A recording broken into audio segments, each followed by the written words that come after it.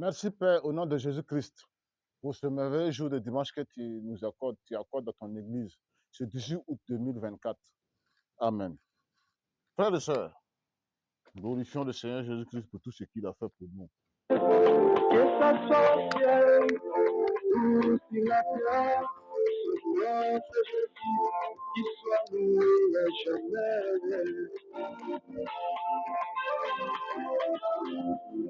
Il a beaucoup de titres, Jésus a il beaucoup de nous titres. fait divinité. L'essentiel, C'est c'est Jésus, le seul nom à louer dans le monde, dans l'Église.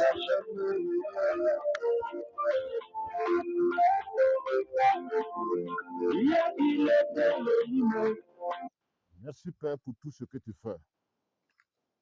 Aujourd'hui, frères et sœurs, pasteurs, prophètes, évangélistes, qu'est-ce que Jésus est venu enseigner à son Église dans le monde?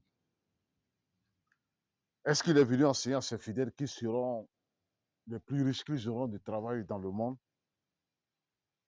Sinon, pourquoi Pierre et la plupart de certains disciples qu'il avait appelés, qui étaient des pécheurs, avaient abandonné leur travail pour aller suivre les enseignements de Jésus?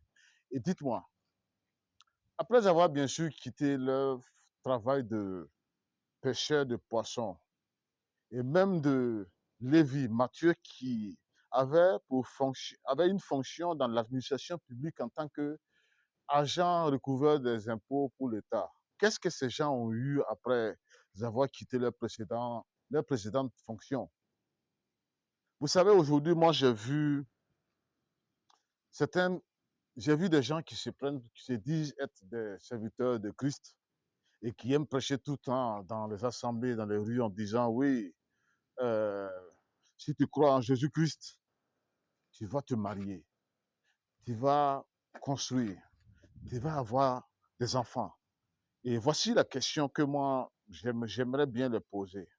Je voudrais savoir pourquoi les disciples qui avaient suivi Jésus, euh, dont certains parmi eux avaient même des femmes, des foyers certainement, pourquoi ces gens, certains parmi eux, ont quitté leurs femmes, leurs enfants, leurs terrains pour aller suivre Jésus pendant 3 ans? Vous savez, parmi les 11 disciples qui sont restés fidèles à Jésus jusqu'à la croix, nous savons que il est difficile aujourd'hui qu'on puisse me répondre. Si moi je leur posais encore la question, qui parmi ces 11 qui sont restés fidèles à Jésus jusqu'à la croix a pu se remarier? Qui parmi ces 11 a pu euh, reconstruire et réinstaller un foyer? Et vous savez, si véritablement, si poursuivre Jésus, cela nous permet de gagner des terrains, des parcelles. Pourquoi les nouveaux convertis, juste après la Pentecôte, qui s'approchaient des apôtres, vendaient tous leurs parcelles, leurs propriétés terrestres pour venir les déposer devant l'assemblée des apôtres? Et pasteurs, prophètes, prêtres, docteurs, ce n'est pas une menace. Mais il faut, à partir de maintenant, arrêter de, de prêcher, de tromper vos membres avec de faux espoirs, avec des promesses trompeuses qui incitent les esprits faibles à se concentrer sur les choses passagères de ce monde.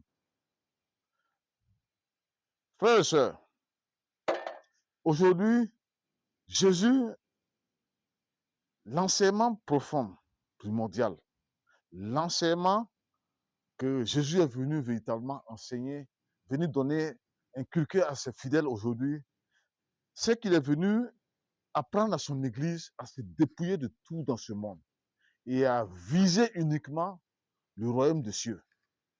Voici le message principal que Jésus est venu présenter au monde. Et vous savez, quand Jésus lui-même était venu dans la chair, en tant que pasteur, prêtre, prophète, docteur, écoutez bien, il est venu comme un simple serviteur, un simple esclave. Qu'est-ce que cela nous enseigne? Vous savez, quand il est venu, Jésus n'a pas cherché, un, Il n'a pas cherché à construire une maison, c'est 2. Il n'a pas cherché à se marier, c'est 3. Il n'a pas cherché à trouver un travail où il serait bien salarié comme on le voit aujourd'hui, les gens, la plupart des gens qui se bousculent devant, devant le ministère de la fonction publique ou devant les services des services d'emploi, des services de recrutement d'emploi. Vous savez, si aujourd'hui, vous voyez que les disciples n'ont pas... C'est parce qu'effectivement, les disciples ont vu en Jésus le dépouillement, l'exemple, qu'ils n'ont pas eu du mal à quitter leur travail, à quitter leurs femmes, leurs enfants pour concentrer uniquement leurs pensées sur le royaume des cieux, sur la vie éternelle. Voici la chose la plus importante dans la vie de toute personne, tel qu'il soit dans le monde. Et pour finir, je vais vous dire une chose.